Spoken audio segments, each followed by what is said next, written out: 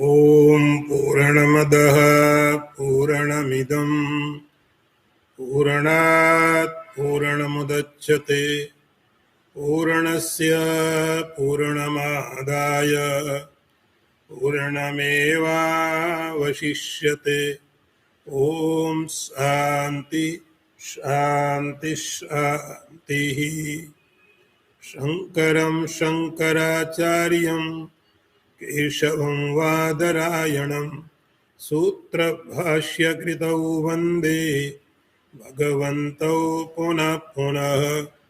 ईश्वरो गुरुरात्मेति मूर्तिभेदविभागिने व्योमवद्व्याप्तदेहाय दक्षिणामूर्तये नमः। ॐ शान्ति शान्ति शान्तिः।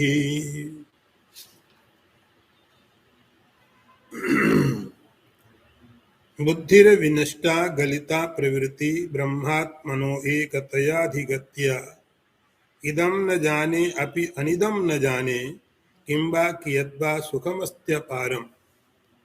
अर्थ देखिए,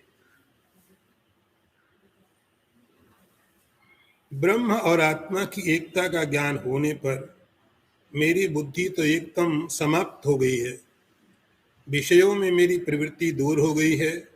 मुझे न इदम प्रत्यक्ष वस्तु का ज्ञान है, न अनिदम अप्रत्यक्ष का, और नहीं मैं ये जानता हूं कि यह अपार आनंद कैसा और कितना है। पिछले समय में हम लोग सुन रहे थे कि गुरु के उपदेश के कारण शिष्य कुछ समय के लिए उस निर्विकल्पिक अवस्था में गया। कंचित कालम समाधाय, और कुछ समय तक उस अवस्था में वहां पर वो रहा। उस अवस्था से फिर वो बाहर निकला और उसने ऐसा कहा। क्या कहा? बुद्धिर्विनष्टा गलिता प्रवृत्ति। उस निर्विकल्पक समाधि से बाहर निकलने के बाद अब गुरु के आगे साधक बैठ करके इस बात का अनुभव कि क्या उसके साथ हुआ, क्या उसने अनुभव किया, कैसा उसको लगा, उसको शेयर कर रहा है। मेरी बुद्धि समाप्त हो गई, गलिता बुद्धि समाप्त हो गई। मतलब हुआ कि बुद्धि के जो काम होते हैं, बुद्धि का काम है कि कुछ चीजों में से निर्णय लेना, द्वंद्व, सुख दुख, अच्छा खराब, शत्रु मित्र, मेरा तुम्हारा। तो इस प्रकार के जो द्वैत है वो बुद्धि के कारण होता है। आप अच्छी चीजों को ग्रहण कर लेते, खराब को छोड़ देते। बुद्धि विनष्ट हो गई का अर्थ ऐसा नहीं कि बुद्धि समाप्त हो गई है। जैसा हम किसी को ऐसा बोलते हैं कि तुम्हारी तो बुद्धि कहाँ चली गई थी। जब कोई गलत करता है, नासमझी वाला काम करता है, हम कहते हैं तुम्हारी बुद्धि गई कहाँ थी। यहाँ बुद्धि विनष्टा का अर्थ है कि बुद्धि ने अपना काम बंद कर दिया, अपने कारण में जाके बुद्धि विलीन हो गई। और बुद्धि न होने के कारण प्रवृत्ति ही गलिता, जो प्रवृत्ति थी, जो क्रियाएं थी, एक्टिविटी थी, वो भी समाप्त हो गई। एक कब हुआ? ब्रह्मात्मनो एकतयाधिगत्य। जब ब्रह्म और आत्मा की एकता को समझा, उसके बाद जब ब्रह्म और आत्मा की एकता को समझा, देख लिया, अनुभव कर लिया, उसका परिणाम हुआ अब बुद्धि बुद्धि की तरह काम नहीं कर रही है और प्रवृत्तियां सब समाप्त हो गई। ध्यान ये रहे, ऐसा नहीं कि प्रवृत्ति नहीं हो रही, इंद्रियां अपना काम करती हैं, बुद्धि भी अपना काम कर रही है। लेकिन पहले जो बुद्धि के साथ तादात्म्य होता था, इंद्रियों के साथ जो तादात्म्य था उस तादात्म्य समाप्त हो गया। इदम न जाने, ये जो तब दिख रहा है मैं नहीं जानता हूं। ये वेदांत की इस, या ऐसे कह सकते इस अनुभव की, इस स्थिति में पहुंचने के बाद जो अनुभव है वो अनुभव किस तरह से कहा जा सकता है? इदम न जाने, इदम मतलब जो प्रत्यक्ष, जो ऑब्जेक्टिव वर्ल्ड है, ये संसार है, आंखें दिख रही हैं तो भी कहता मैं नहीं जानता। अनिदम न जाने, और न मैं ये जानता हूं जो दिखाई नहीं पड़ता है। तो जो दिख रहा है उसके बारे में भी मुझे कुछ पता नहीं, जो नहीं दिख रहा है उसके बारे में भी मुझे पता नहीं है, मैं नहीं जानता हूं। तो ये जो ज्ञान होता है कि कभी हुआ कभी नहीं हुआ, ये ज्ञान कब होता है? जब शरीर के अंदर में कॉन्शियसनेस होता, इंडिविजुअल सोल, आप कह सकते हो जीवात्मा। जब कोई जीवात्मा की तरह अपने को आइडेंटिफाई करता है तब होता है मैंने ये जाना और ये मैंने नहीं जाना। यदि किसी ने अपने को ब्रह्म की तरह आइडेंटिफाई किया है तब ये ज्ञान प्रकार खत्म हो जाते हैं। किंबा कियतबा, जिस सुख का मैंने अनुभव किया है वह कितना है, कैसा है, अपार है, लेकिन मुझे पूरा उसके बारे में भी पता नहीं है। अनंत कह सकते, अनंत है। तो अनंत जो सुख, अनंत जो आनंद, सुख का सागर जिसका मैंने अनुभव किया है, उसके कारण ये बाहर के सुख वो चाहे प्रत्यक्ष हो या अप्रत्यक्ष हो अब मुझे नहीं हो रहे हैं। अगला मंत्र देखिए, वाचाम वक्तुम अशक्यमेव मनसा मंतुम नव शक्यते, स्वानंदामृत पूर पूरित परब्रह्माम्बुधेर वैभवम, अंभोराशि विशीर्ण वार्षिक शिलाभम शिलाभावम, भजन में मनो यस्यांस लवे विलीन मधुना आनंदात्मना निर्वृत्तम। अनुभव अपना शेयर करता है गुरु के साथ या संसार के साथ, सबके साथ। अर्थ देखिए, समुद्र में पड़ करके जैसे ओले गल जाते हैं, समाप्त हो जाते हैं, उसी प्रकार मेरा मन इस आनंद अमृत समुद्र के अंदर एक अंश में लीन होकर के आनंद स्वरूप में स्थित हो गया है। उस आत्मानंद रूप अमृत भाव से परिपूर्ण परब्रह्म समुद्र का वैभव वाणी से नहीं कहा जा सकता है, मन से मनन नहीं किया जा सकता। तो जिसका अनुभव किया है उस निर्विकल्पक समाधि की अवस्था में शिष्य कहता है उसको मैं वाणी से नहीं बता सकता। तो हमारे पास किसी चीज को बताने के जो तरीके हैं वह वाणी है। वाणी के द्वारा हम एक दूसरे के साथ जो संपर्क करते, कम्युनिकेट करते हम एक दूसरे के लिए, उसके लिए वाणी होती और श्रवण होता है। आप बोलते हैं दूसरा सुनता है, दूसरा बोलता है आप सुनते हैं। तो वाणी का अर्थ हुआ समस्त इंद्रियां, इंद्रियों के द्वारा उसको बताया नहीं जा सकता है। और दूसरा है साधन मन, मन के द्वारा उसका मनन, कल्पनाएं मन के द्वारा होते हैं, जो इमेजिनेशन आप मन के द्वारा करते हो, जितना मर्जी आप सोचो। तो कहता है कि शिष्य गुरु को वाणी के द्वारा अर्थात इन इंद्रियों के द्वारा और मन के द्वारा उस आनंद का जो अमृत है उसका वर्णन नहीं किया जा सकता। वो कैसा आनंद देखो, स्वानंदामृत पूर पूरित परब्रह्माम्बुधेर वैभवम, अंभो राशि। जैसे समुद्र में ओले पड़े, हेल स्टोन समुद्र में पड़े तो क्या होगा कि जब समुद्र में पड़ेगा तो थोड़ा अंदर जाएगा, धीरे धीरे गल जाएगा, क्योंकि ओले की कोई अलग से सत्ता नहीं होती है, वो पानी से ही बना हुआ है, उसका निर्माण पानी से ही हुआ है।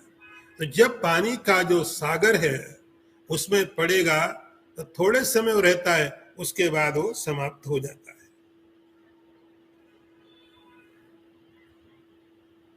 मन आनंद की खोज में निरंतर रहता है, मन आनंद की खोज में होता है। आप संसार में कभी जैसे बहुत खुश हो ना, सही में आप खुश हो, आनंद में हो, तो आपका मन अपने आप स्थिर हो जाता है। आनंद की अवस्था में मन चंचल नहीं होता है। हम थोड़ा उल्टा सोचते हैं, हम सोचते जब हम थोड़ा ध्यान करेंगे तो आनंद आएगा, ध्यान करेंगे मन एकाग्र होगा, मन एकाग्र होगा तो आनंद की अनुभूति होगी। तो हम आनंद प्राप्त करने के लिए ध्यान करते हैं, मेडिटेशन करते हैं, लेकिन काफी स्ट्रगल करते हैं। यदि आप आनंद में हैं तो आनंद में होने के कारण ध्यान अपने आप होता है, मन शांत है। मन में चंचलता होने का अर्थ अशांत, दुखी। तो जैसे समुद्र के अंदर पड़ करके ओले अपना स्वरूप विस्मृत कर देते हैं और पानी ही हो जाते हैं, उसी प्रकार मेरा जो मन है उस अनंत सागर के एक अंश के अंश में, उस सुख का सागर अनंत है, लेकिन मेरा मन उस सुख के सागर के एक अंश के अंश में, क्या अर्थ कहने का मतलब है कि संसार के समस्त सुख आप मन को देते हो, संसार के सारे सुख आप मन को देने की कोशिश करते हो, लेकिन परिणाम ये होता है कि मन कभी ये नहीं कहता बस, ऐसी स्थिति नहीं आती, मन कहता बस इससे ज्यादा नहीं चाहिए। लेकिन जब वो मन इस अनंत सागर में, सुख के सागर में प्रवेश करता है, उसका थोड़ी सी एक बूंद मन को तृप्त करने के लिए काफी होती है। यस्यांश स लवे, अंश का अंश, बहुत छोटा हिस्सा उसका, वो मन को जब मिलता है और मन वो उसमें जाके विलीन हो जाता है, यही तो असंप्रज्ञात समाधि। मन विलीन हो जाता है। अगला मंत्र देखिए, क्व गतम केन वा नीतम कुत्र लीनमिदं जगत अधुनैव मया दृष्टम नास्ति किम महत् अद्भुतम। अर्थ यह है, वह संसार कहाँ चला गया, इसे कौन ले गया, ये कहाँ लीन हो गया। अहो बड़ा आश्चर्य है, इस संसार, जिस संसार को मैं अभी देख रहा था और अभी कहीं दिखाई नहीं देता। ये अनुभव आप देखो उसके, आपको ऐसा लगेगा जैसे कोई कविता कह रहा है, कोई पोएट्री है, लेकिन ये शिष्य गुरु को कहता है, मैं संसार को देखने की कोशिश करता हूं, संसार दिख नहीं रहा है, गया किधर। जब संसार में था, जब जागृत में था, स्वप्न में था, उस समय ब्रह्म को, आत्मा को, शिल्प को देखने की कोशिश कर रहा था। जगत सब तरफ था, जगत भरा हुआ था और ब्रह्म या आत्मा उसमें दिखाई नहीं पड़ता था।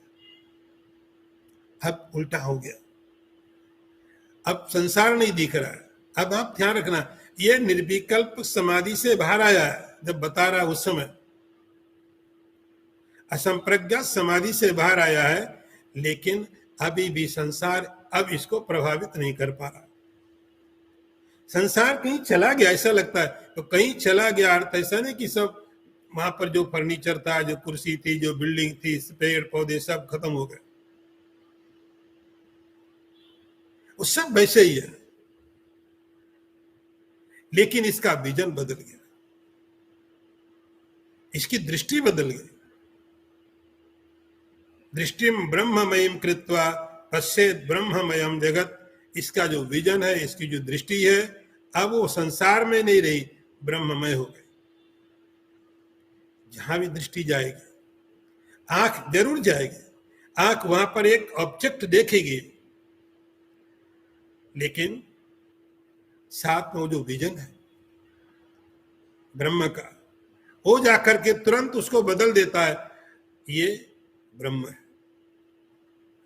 ब्रह्म ही बिल्डिंग के रूप में दिख रहा है, ब्रह्म ही नदी के रूप में दिख रहा है, ब्रह्म ही है जो इस तरह से दिख रहा है, तो ब्रह्म के ही सब रूप है, ब्रह्म ही है।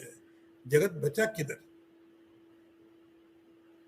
क्व गतम, ये संसार गया किधर? केन वानीतम, जैसे कोई व्यक्ति स्वप्न में था, एक संसार स्वप्न का है, एक संसार स्वप्न का देख रहा था, अचानक किसी ने उठा दिया, तो स्वप्न का संसार कहां गया? आप मूवी देख रहे हैं स्क्रीन पर, बहुत तरह के वहां पर आप सीन देख रहे हो, लाइट चली गई, तो उसके जाते ही, लाइट के जाते ही सारा का सारा जो मूवी पर स्क्रीन पर चल रहा था, क्या हुआ उसका? कहां गया? के नबानीतम कुत्र लीनमिदं जगत, ये संसार कहां चला, छिप किधर गया? अधुनैव मया दृष्टम, कहता अभी अभी तो मैं देख रहा था। तो जब एक, ये बात आपको मालूम है कि एक स्टेट से दूसरे स्टेट जाने के लिए बहुत टाइम नहीं लगता है। अब जागृत अवस्था में है,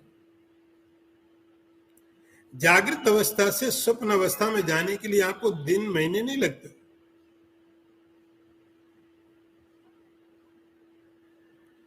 तुरंत। उसका टाइम बताना बड़ा मुश्किल होगा कि कितना समय लगा आप जागृत से स्वप्न में गए, या स्वप्न से जागृत में आए, या स्वप्न से सुषुप्ति में गए। तो उस पूर्व अवस्था की जो भी चीजें थी, वो सब चीजें उसी समय समाप्त हो गई, कुछ बचा नहीं।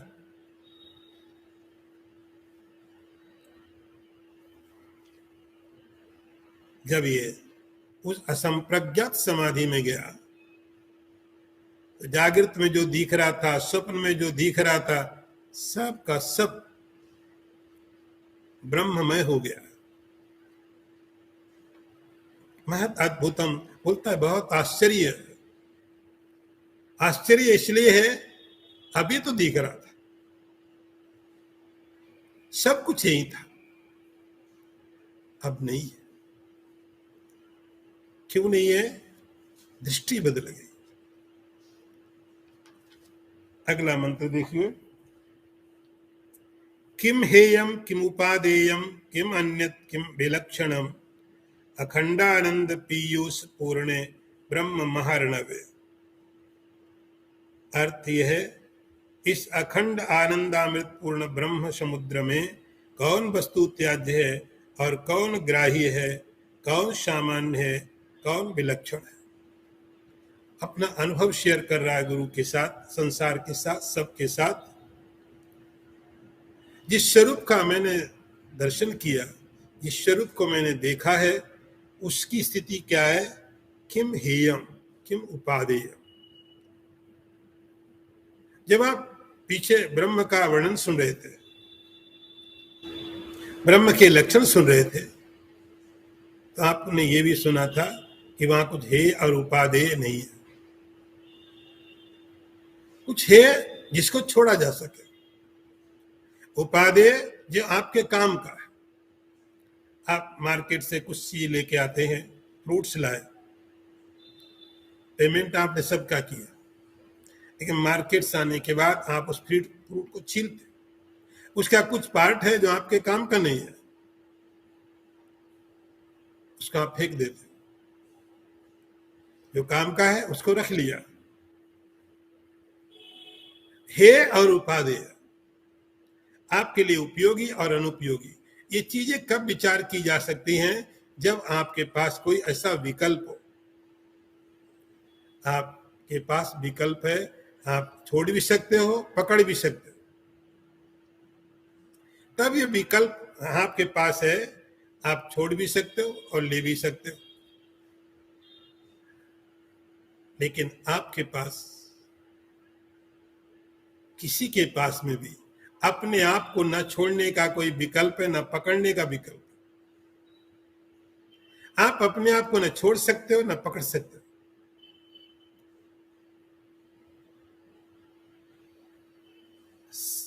समुद्र में किम हेयम किम उपादेयम किम अन्यत किम विलक्षण, और इसमें कौन सी वस्तु ऐसी है, क्योंकि डिवीजन नहीं है, भेद नहीं है। हम संसार चलाने के लिए कैटेगरी बना लेते हैं, संसार चलाने के लिए हम कैटेगरी बना लेंगे, संबंध बना लेंगे, नाम बना लेंगे, क्योंकि नहीं तो हम बात कम्युनिकेट नहीं कर पाएंगे। संबंध बनाने पड़ेंगे, एक बेटा है, एक बाप है, भाई बहन, पति पत्नी, हर तरह के संबंध रखने पड़ेंगे, नहीं तो व्यवहार नहीं होगा। संबंध बनाना पड़ेगा, कैटेगरी बनानी पड़ेगी।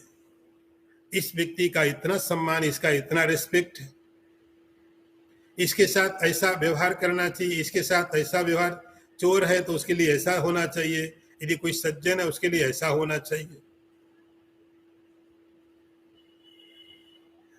ये सब कब चीजें संभव हैं? जब अंदर में ड्युअलिटी हो, दो हो।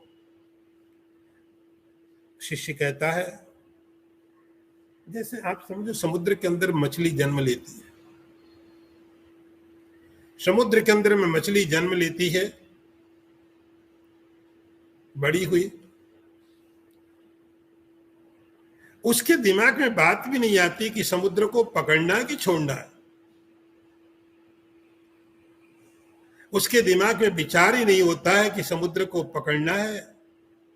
आप सोच सकते हो चलो समुद्र के किनारे घूमने जाए, आज जाना नहीं है, लेकिन जो मछली समुद्र में ही पैदा हुई है, समुद्र में ही जिसका जीवन है, उसके पास ऐसा विचार भी नहीं होता है कि समुद्र को छोड़े या पकड़े। उसका जीवन अलग नहीं है। किम अन्यत किम विलक्षणम, ये सामान्य है, इसको आप ऐसा व्यवहार करो, इसको ऐसा करो, ऐसी कोई यहाँ पर कल्पना नहीं हो सकती है। अखंडानंद पीयूष पूर्णे ब्रह्म महारणवे, इस ब्रह्म रूपी महासमुद्र में, इस ब्रह्म रूपी महासागर के अंदर में ऐसी कोई कल्पना नहीं है। अगला मंत्र देखिए, न किंचित अत्र पश्यामि न शृणोमि न वेद्म्यहम स्वात्मनैव सदानंद रूपेण अस्मि विलक्षण। अर्थ देखो, यहां मुझे न कुछ दिखाई देता है, न सुनाई देता है, न मैं कुछ जानता हूं।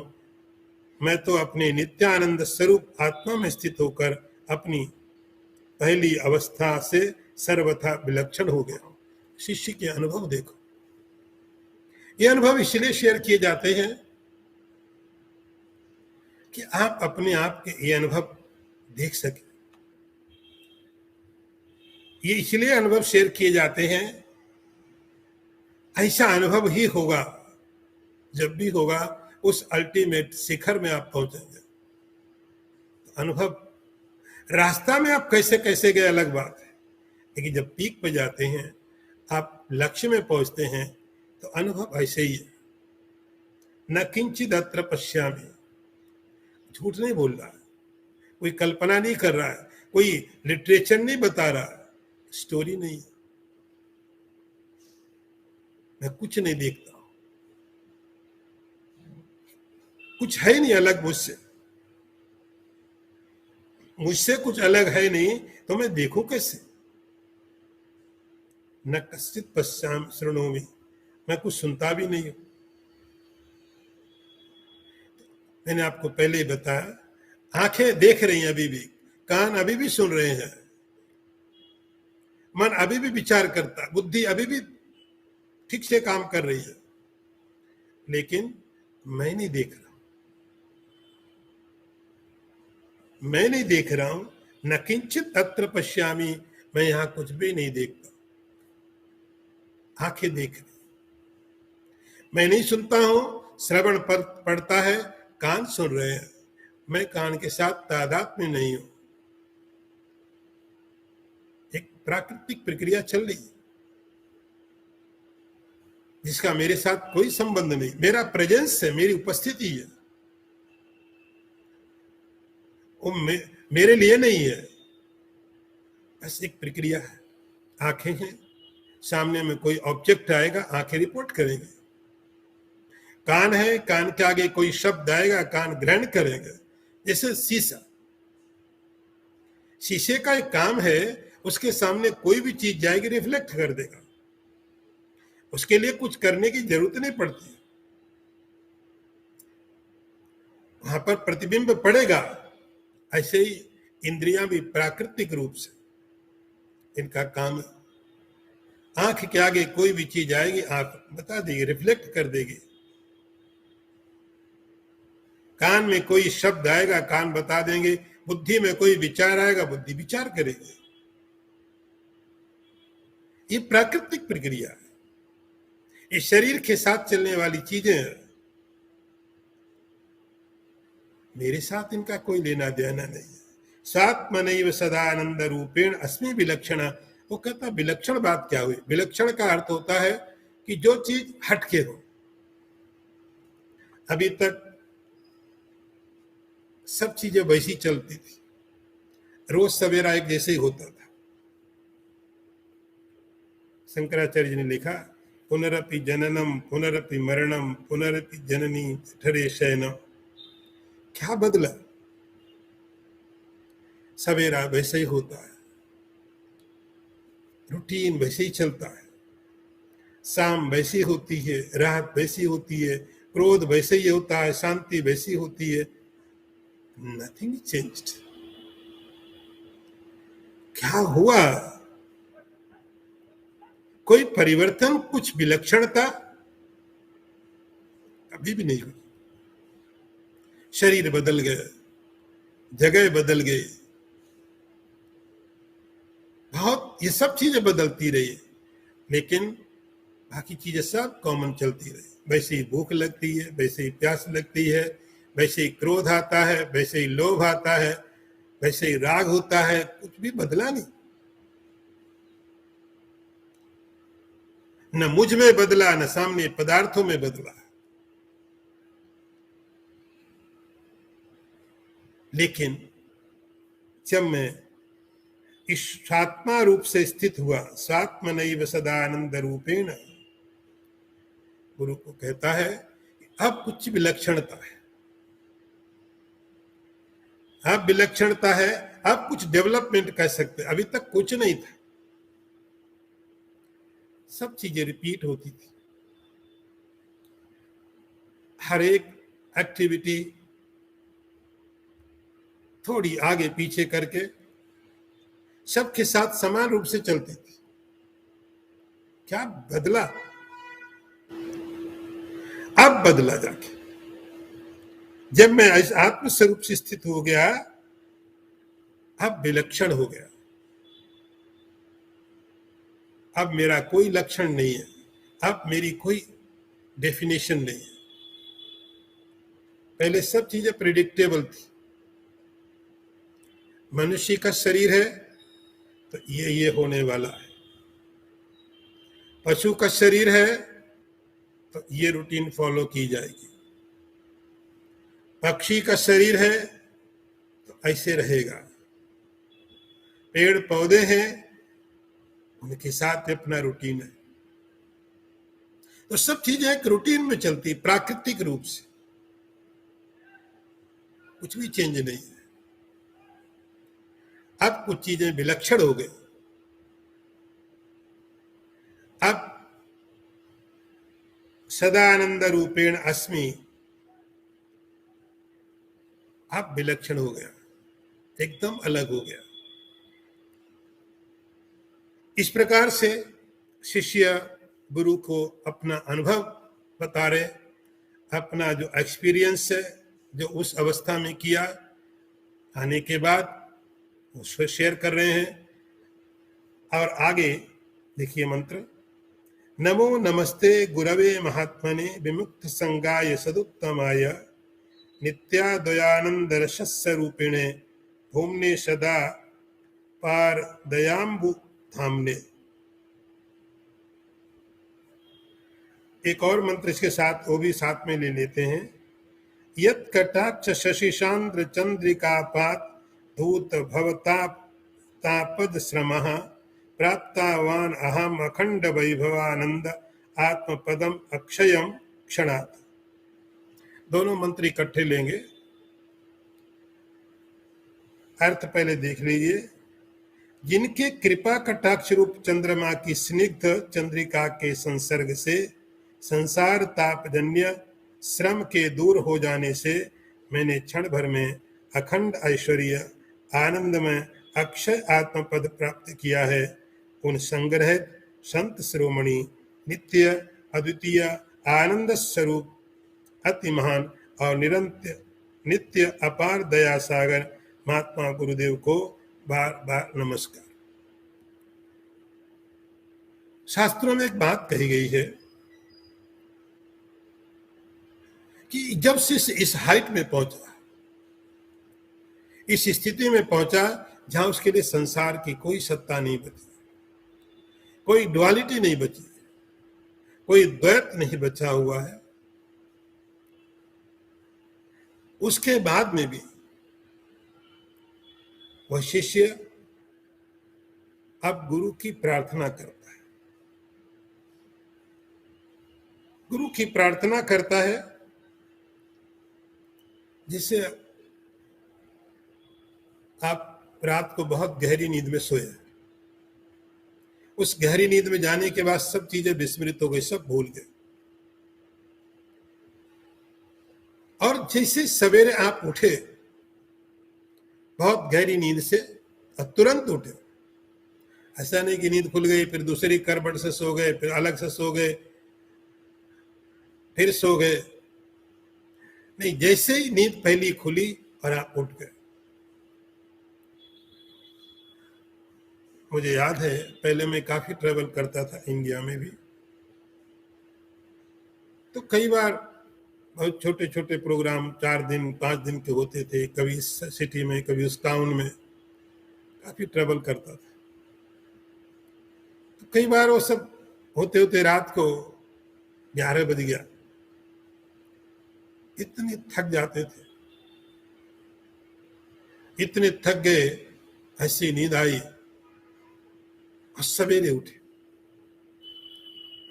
जहां सोए थे रूम में अंधेरा है, रूम रोज बदल जाता था, लगभग 2-4 दिन में तो बदल ही जाता था। उठने के बाद ये पता नहीं चल रहा है कहाँ हूं, कौन से टाउन में हूं, कहाँ सोया हूं मैं, क्योंकि बहुत गहरी नींद थी। धीरे धीरे चीजें याद आती है, और वो चीजें पहले याद आती जो ज्यादा महत्वपूर्ण होती है हमारे लिए, जो ज्यादा महत्वपूर्ण होती है वो पहले याद आएंगे, फिर जो चीजें बहुत महत्वपूर्ण नहीं वो बाद में आती रहेंगी धीरे धीरे। पहले तो अभी याद करना पड़ेगा कि बिजली का स्विच किधर है, अभी सवेरे उठ के अंधेरा है, तो सबसे ज्यादा जरूरी क्या है, लाइट का स्विच किधर। धीरे धीरे पता चला यहाँ हूं, लाइट का स्विच इधर है, बाथरूम उधर है। आज फिर और चीज आती रही जो काम की नहीं है, वो सब आती रहेगी। शिष्य समाधि से उठने के पश्चात बाकी चीजों को विस्मृत कर गया, उसको नहीं याद है, उसको नहीं मालूम पड़ता है, लेकिन उसको गुरु मालूम है। मैं शिष्य हूं, ये आचार्य है। ये भेद आखिरी में जाता है। इसलिए शास्त्रों में कहा गया है कि कभी भी भावाद्वैतम सदा कुर्यात्, क्रिया द्वैतम न कदाचन, अद्वैतम त्रिषु लोकेषु नाद्वैतम गुरुणः सह।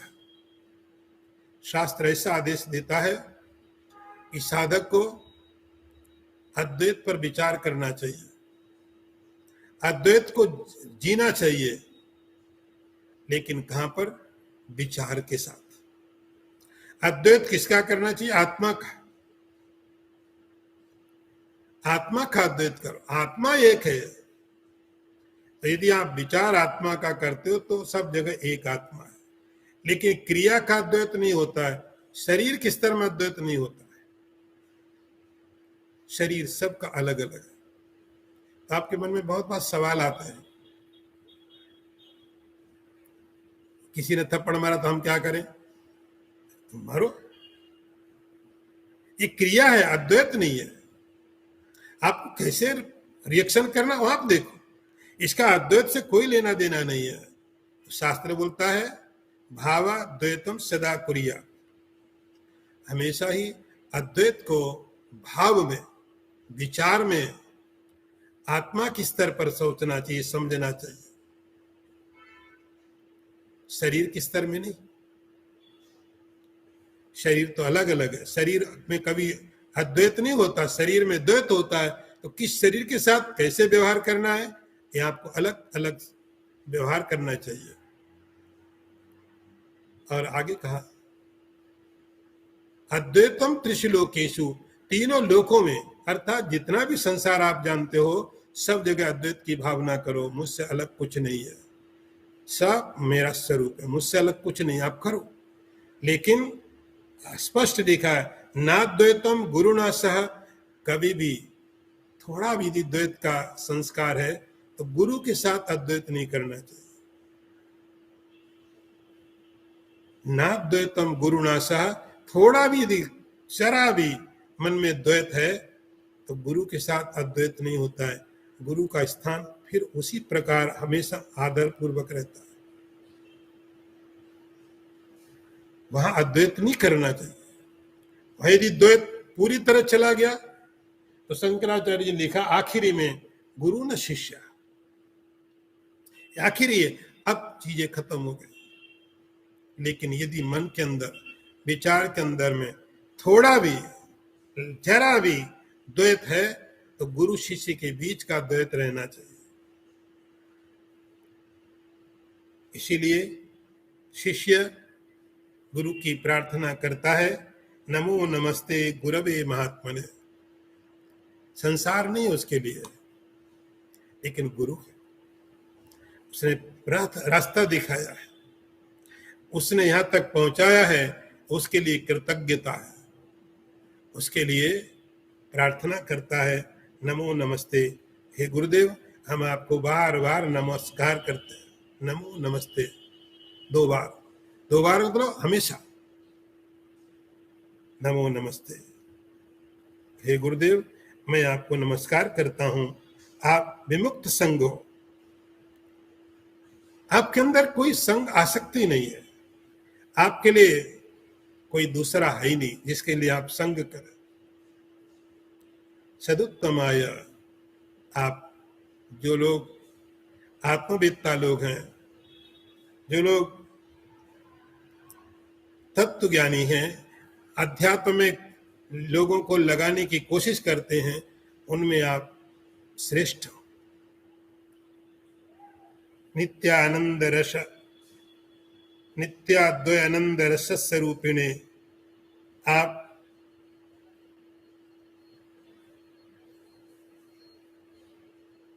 के कारण जो नित्य आनंद स्वरूप आप हैं, आपकी कृपा कटाक्ष से, कृपा कटाक्ष का अर्थ होता है कि आपने बस थोड़ी देख लिया, आनंद हो गया, बस उसी में कृपा कटाक्ष। यहाँ एक दृष्टांत ऐसा दिया हुआ है, जैसे गर्मी के समय में कोई व्यक्ति बहुत गर्मी में प्रभावित हो गया, बहुत गर्म। आइए आज समझाया जाए कैसे। तो पुराने समय में एसी की व्यवस्था नहीं थी। उस समय क्या है कि जब कोई व्यक्ति बहुत गर्मी में चला गया, चंद्रमा की जो किरणें थी, चंद्रमा की जो रात को किरणें होती थी, उनसे उनकी सारी की सारी गर्मी चली जाती थी। यत् कटाक्ष शशि सांद्र चंद्रिका,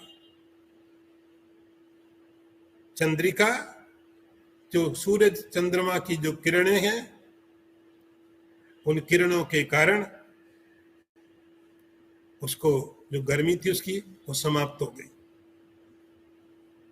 ऐसे ही इस संसार का जो ताप था,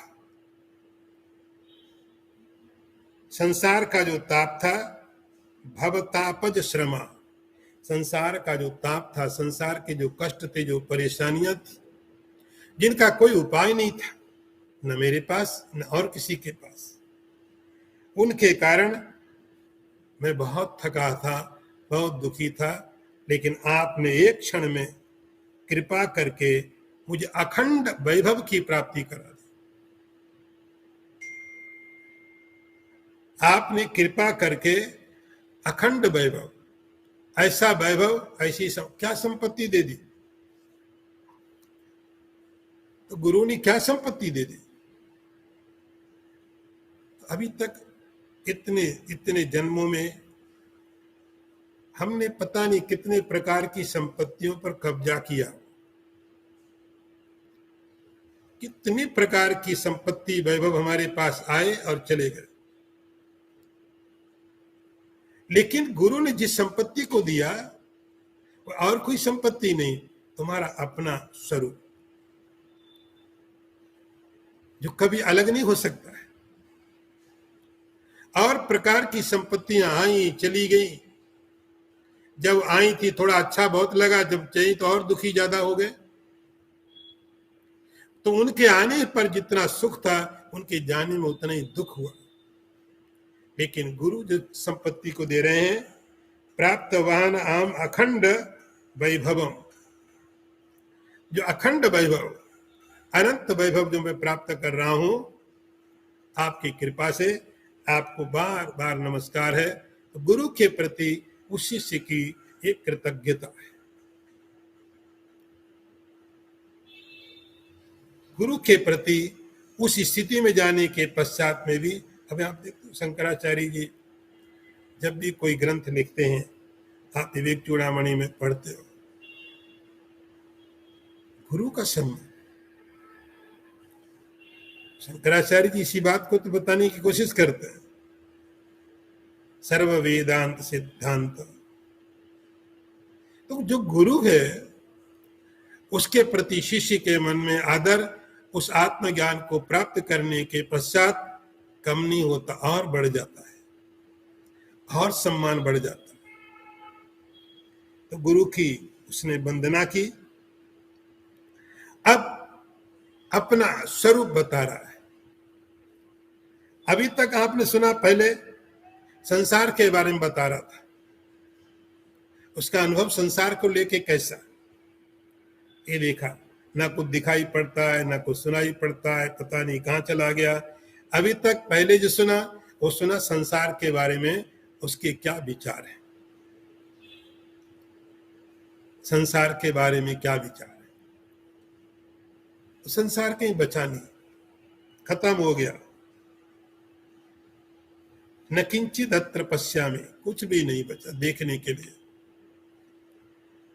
दूसरे में गुरु के प्रति सम्मान कैसे हुआ है, सब गुरु की कृपा के कारण। गुरु को नमस्कार किया, बार बार नमस्कार किया। अब अपने बारे में बता रहा है, मैं कैसा हूं। धन्यो हम कृतकृत्यो हम विमुक्तो हम भवग्रहात् नित्यानंद स्वरूपो हम पूर्णो हम तद अनुग्रहात्। मैं धन्य हूं।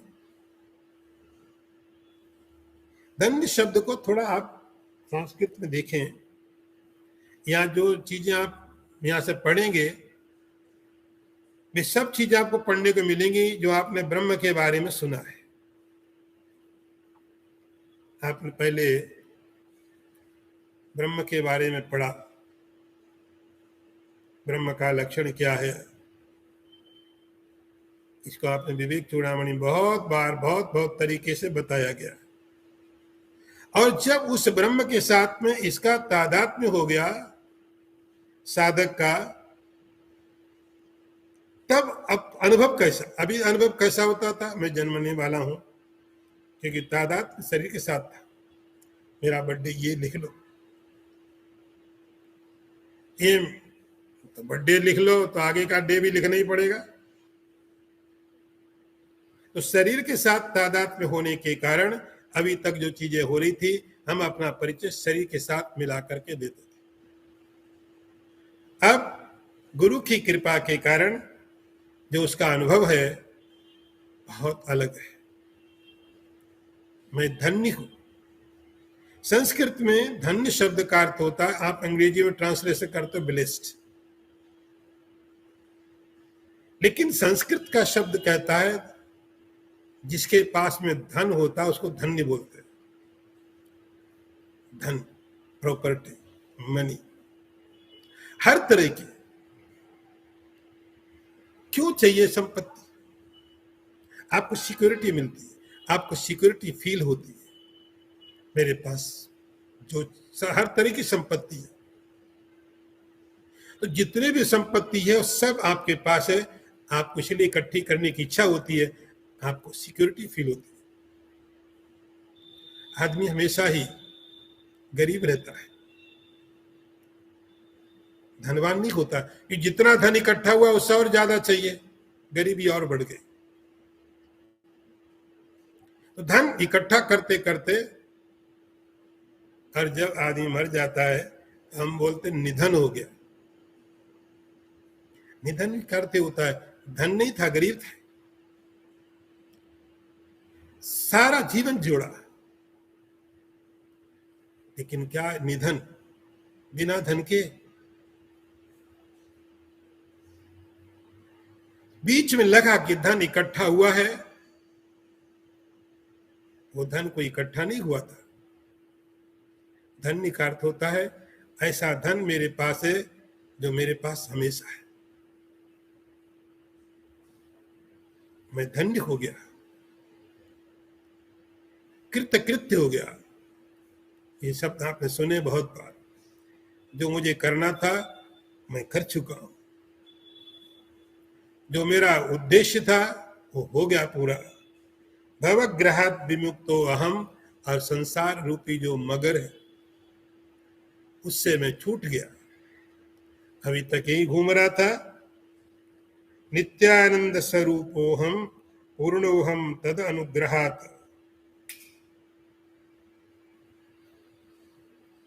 हे गुरुदेव, आपकी कृपा से, आपके आशीर्वाद के कारण अब मैं नित्यानंद स्वरूपोहम। अब ऐसा नहीं कि आप महात्मा बनेंगे तो आपके नाम के आगे नंद रखा जाए। आप नित्यानंद हो, ये मेरा स्वरूप है, कोई नाम नहीं है, ये कोई नाम नहीं है, ये मेरा स्वरूप है। नित्यानंद स्वरूपोहम पूर्णोहम, मैं पूर्ण हूं, कुछ भी कम नहीं है। ये सब कैसे हुआ? ईश्वर गुरु की कृपा से। अगला मंत्र देखिए, असंगो अहम अनंगो हम अलिंगो अहम अभंगुरः प्रशांतो अहम अनंतो हम अतांतो हम चिरंतन। अर्थ देखिए, मैं असंग हूं, अशरीर हूं, अलिंग हूं और अक्षय हूं तथा अत्यंत शांत, अनंत, अतांत, निरीह और पुरातन हूं। जो जो आपने डेफिनेशन ब्रह्म के सुने, आत्मा के सुने, अब सब अपने में उसको मालूम पड़ने लग गए। अभी तक मालूम पड़ता था कि मैं पापी हूं या मैं धर्मात्मा हूं, अब अनुभव एकदम अलग है। असंग, असंग कहीं पर भी कभी भी अटैच हुआ ही नहीं था। ये मैं शरीर नहीं हूं, मेरा कोई लक्षण नहीं है, समाप्त होने वाला नहीं हूं, अत्यंत शांत, प्रशांत, अनंत हूं, अतांत, अंदर में कोई इच्छा नहीं है, ऐसा मैं पुरातन हूं। ये सब ब्रह्म के लक्षण आपने सुने।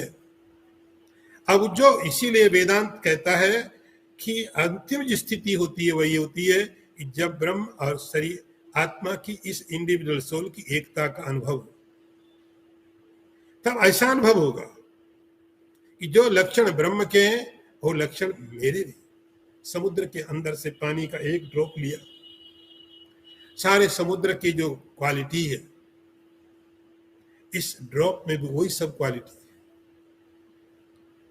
सब इसके अंदर है। यहां तो ये अनुभव कब होता है? जब उसके साथ में तादात्म्य हो, अनुभव हुआ ब्रह्म के साथ में। अगला मंत्र देखिए, अकर्ता अहम अभोक्ता हम, अविकारो अहम अक्रियः, शुद्ध बोध स्वरूपोहम, केवलोहम सदाशिव। मैं अकर्ता हूं, अभोक्ता हूं, अविकारी हूं, अक्रिय हूं, शुद्ध बोध स्वरूप हूं, एक हूं और नित्य कल्याण स्वरूप हूं, सदा शिवा। मैं सदा शिव हूं। अहंकार नहीं लगेगा आपको।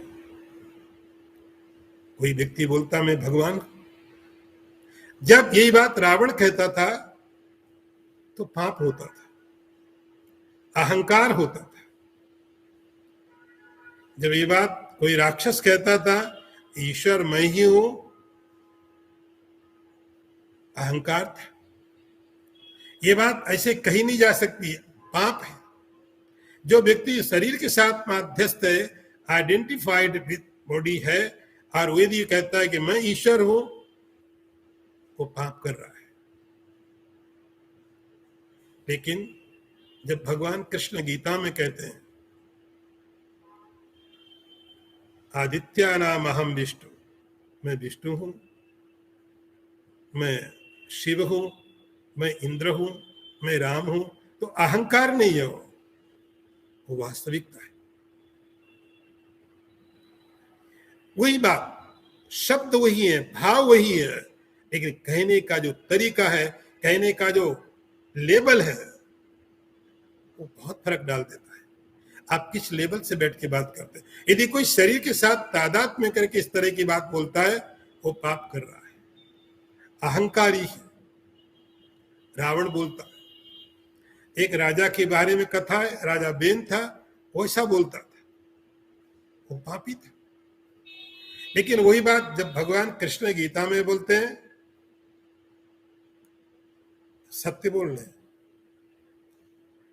क्योंकि शरीर के साथ जब तादाद में है तब आप ईश्वर होने की बात करते हैं तो पाप करते हैं। सदाशिवा, मैं सदाशिव हूं। मैं सदाशिव कब हूं? मैं अकर्ता हूं, अभोक्ता हूं, अविकारी हूं, अक्रिय हूं, शुद्ध बोध स्वरूप हूं, मैं एक हूं, तब मैं सदाशिव हूं, आनंद स्वरूप। जब मैं कर्ता शरीर के साथ तादाद में है तो मैं कर्ता भी हूं, भोक्ता भी हूं, और उस अवस्था में यदि कोई बोलता है कि मैं ईश्वर हूं, मैं शिव हूं, तो अपराध है।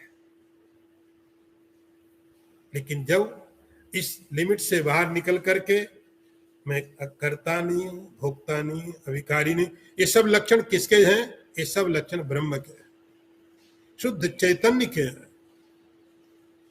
और इसने वो शुद्ध चैतन्य को शुद्ध बोध स्वरूप हुआ, मैं शुद्ध बोध स्वरूप हूं, अकेला मैं हूं, केवलो हम, केवल हूं, अद्वय हूं। इस स्थिति में कहता है सदा शिवा, मैं सदा शिव हूं, शिव स्वरूप। पहले भी शिव था, ऐसा नहीं कि मैं साधना करके शिव बन गया। साधना करके कोई शिव नहीं बनता है, कोई पुण्य ऐसा नहीं होता है, कोई कर्म ऐसा नहीं होता जो आपको ईश्वर बना दे। ईश्वर बनाने वाला कोई कर्म नहीं है, कोई ऐसी क्रिया नहीं है कि जो जीव को ईश्वर बना दे। लेकिन आप थे पहले से, अब पता चली बात।